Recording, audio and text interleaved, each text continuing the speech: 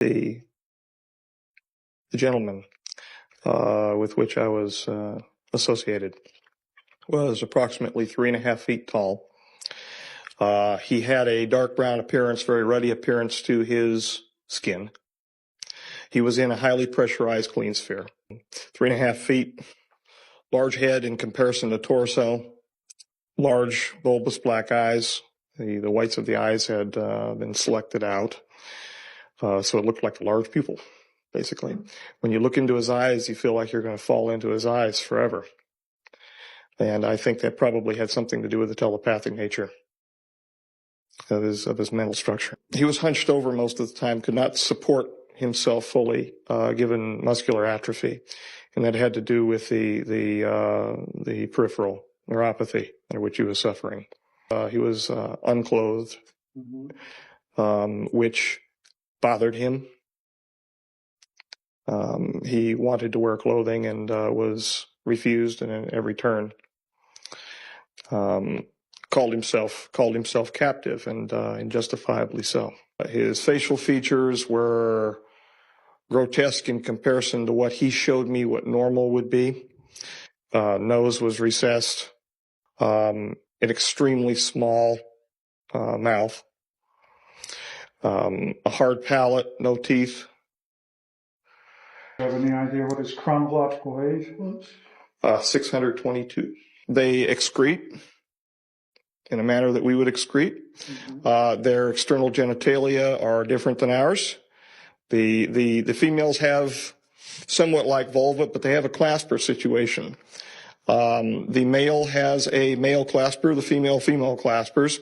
And if it looks like a disc with rectangular solids that are rotated into position for clasping at the inguinal region. They do have internal fertilization. Now, this was something you read because you didn't see a female, did you? No, this is something he showed me of his wife. Everything that he showed me when this was the incident. When he projected it into me, it felt like I was there.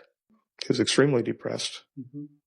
If we were to term him human, I'm not a psychologist, but I think he would be termed as clinically depressed. Okay. He wept, but he didn't weep outside. He wept when he was with me. Well, could you estimate what his level of intellect was? Smarter than me. He was smarter than me by a long range. Did he have a wide range of knowledge? The mathematics that he showed me blew my mind. Was that right? He showed me concurrently not only the equations for the rule of nines, but he also did so diagrammatically, and he did so with three-dimensional, like a VRML system, where I was watching cubes come together. Highly evolved, highly intellectual, highly repressed emotionally. When I was with him, I felt great happiness to be with him, but I could feel his great sadness, not only because of what he wanted to become, what he knew he was by being present with us, but where he was and how he was being treated. He was not part of the group that has to be catered to involving the T9 treaty that was just signed. He wanted to help. He was willing.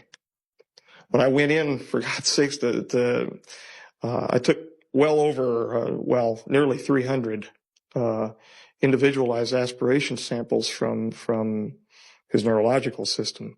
He would hold his arm out for me to take them. There was no pain medication. And whenever I would fire the introduction system to remove the sample, it was an aspirative avulsion system, he would cry, and then he would just stand there and look at me.